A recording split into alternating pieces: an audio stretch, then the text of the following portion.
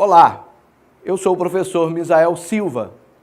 Obrigado por estar conosco de novo para mais um vídeo do nosso canal Examinar e Refletir. Não se esqueça, se inscreva no nosso canal, ative o sininho para que você receba futuras notificações de novos vídeos. Vem comigo, vamos assistir o próximo vídeo.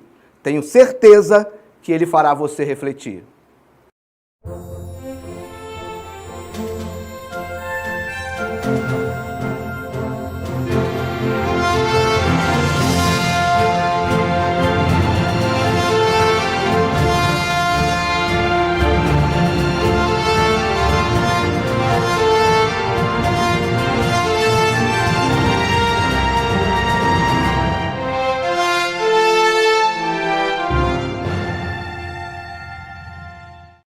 Olá, eu sou o professor Misael.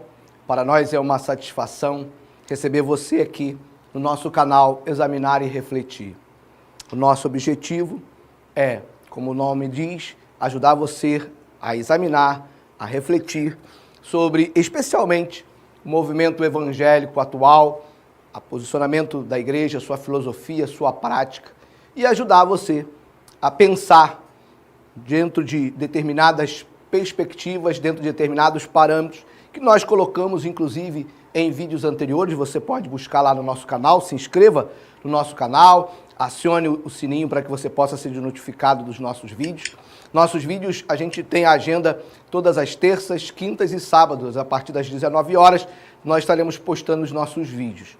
Mas se você também quiser acessar o nosso site, examinarerefletir.com.br, lá você vai encontrar nossa biblioteca, nossa videoteca, todo o material produzido por nós, materiais produzidos ao longo da minha trajetória no Evangelho, estudos, esboços de mensagem, estarão sendo disponibilizados para você de forma gratuita. Nada do projeto do qual faz parte o canal Examinar e Refletir será cobrado. Nada.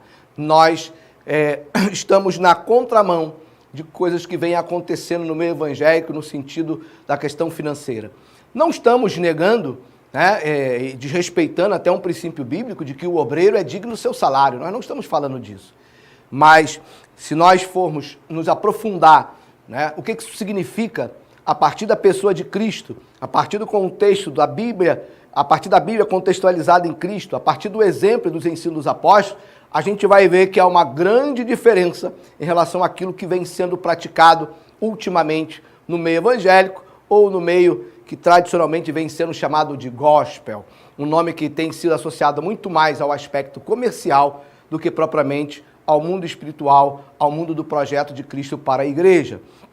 É muito importante que você possa, entre todos os vídeos que nós já publicamos, se você puder retomar aí a reflexão anterior, a reflexão 8, a reflexão 7, nós falamos de questões cruciais a respeito deste momento da igreja evangélica. Hoje, nós vamos para a nossa reflexão de número 9.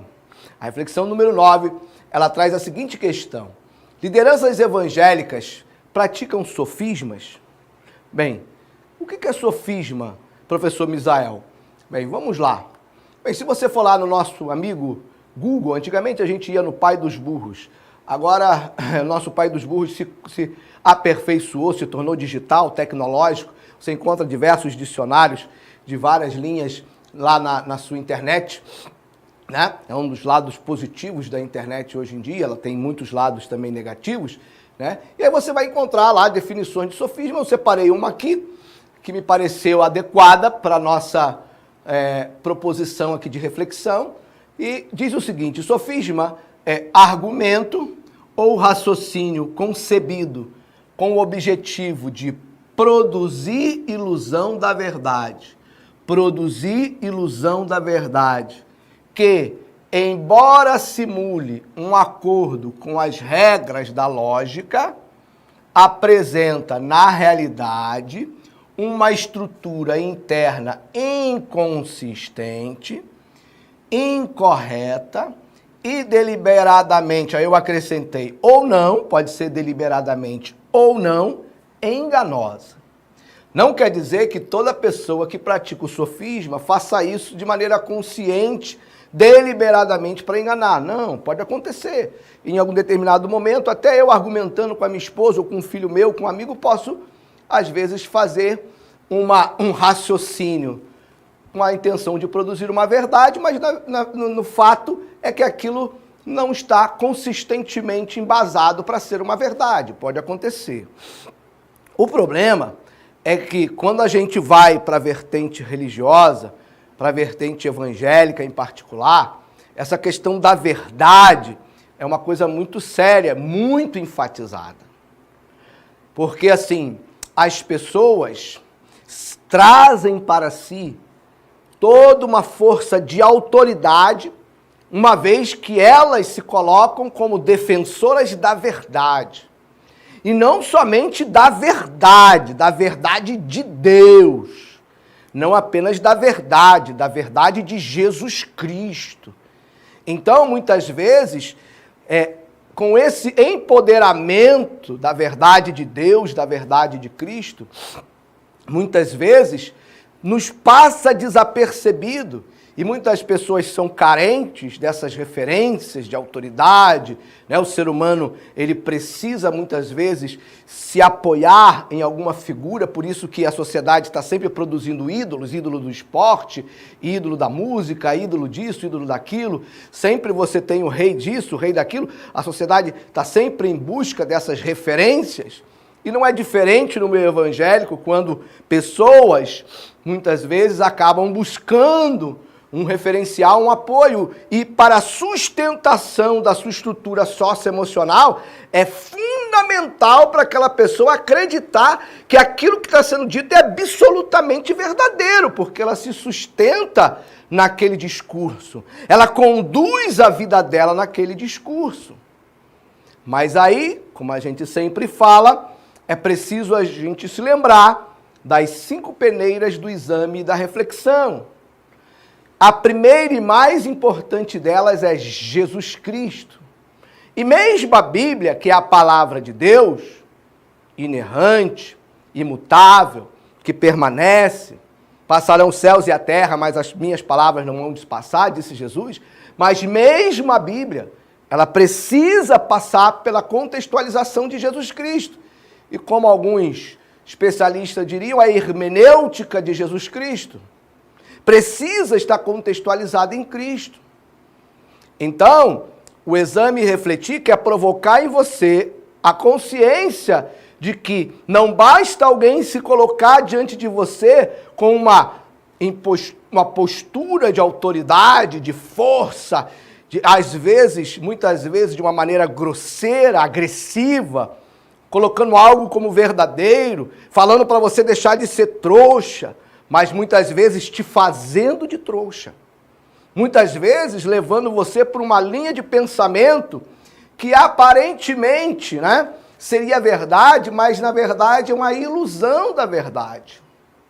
Que, embora simule algo construído de acordo com as regras da lógica, que faz todo um sentido, mas apresenta na realidade uma estrutura inconsistente, incorreta.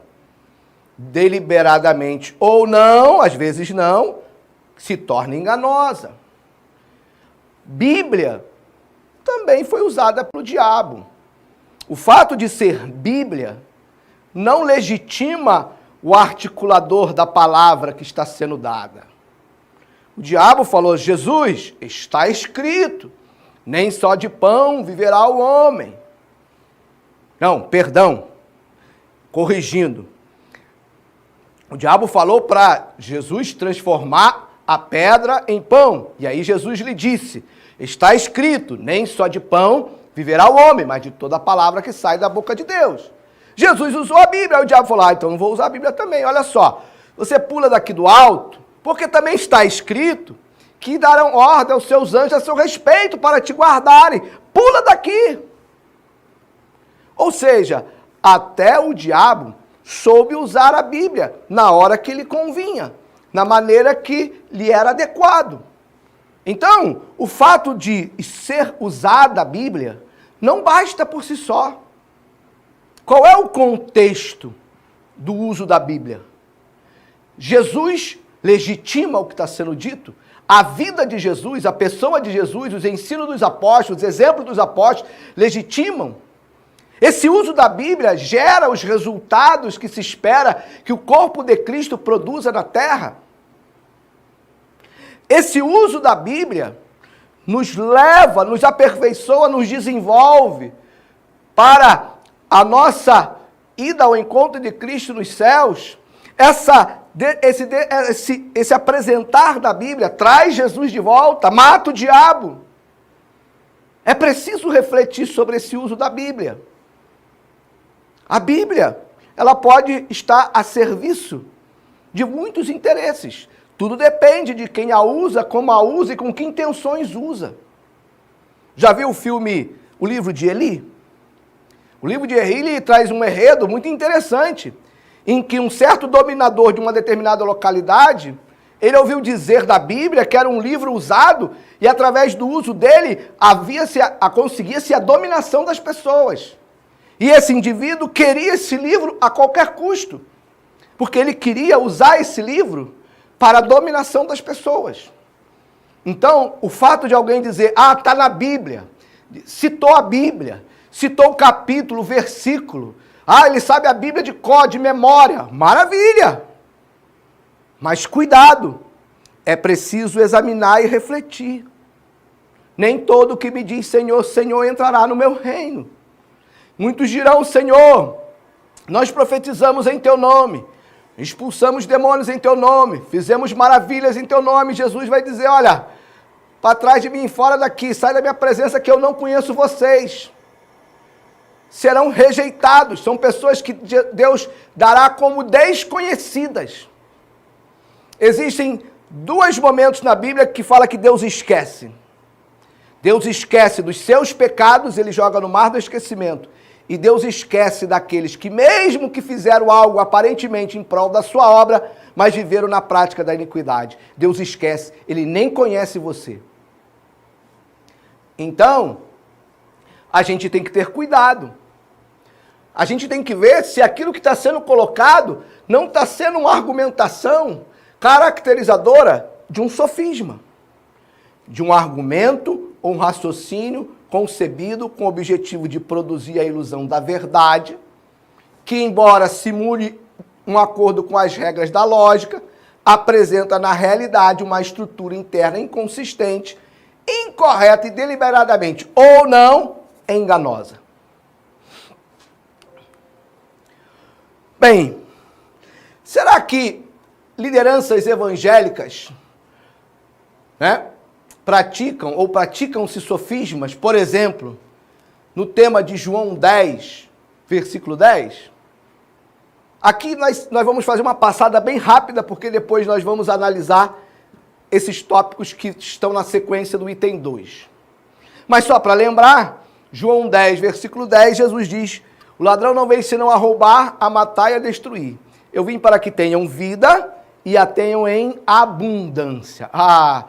Será que as pessoas, ao pregarem esta palavra, ao construir um raciocínio bem lógico, umas ideias bem concatenadas para falar dessa vida com abundância, elas estão passando pela peneira de Cristo? Elas estão passando a contextualização em Cristo? Ela está passando pelo ensinamento e pelos exemplos dos apóstolos? Será? O que você tem ouvido sobre vida em abundância em Cristo Jesus tem consistência verdadeira? Ou, na verdade, a construção dessas ideias da verdade é uma demonstração de sofisma? Uma outra passagem da Bíblia, como exemplo, João 16, 33. Na segunda parte do versículo diz, neste mundo tereis aflições, mas tende bom ânimo. Eu venci o mundo. O que se prega sobre essa passagem da Bíblia? Há uma coisa muito interessante, nós vamos falar um pouquinho mais depois, uma reflexão específica daqui, nós vamos falar, tenha paciência. Apenas para despertar em você o interesse de estar conosco na próxima reflexão, onde nós falaremos sobre cada item desse, sobre como se constrói os sofismas dessas passagens. Nós poderíamos dar outras e certamente mais à frente usaremos outras, mas resolvemos, para começar, eleger algumas temáticas aqui importantes.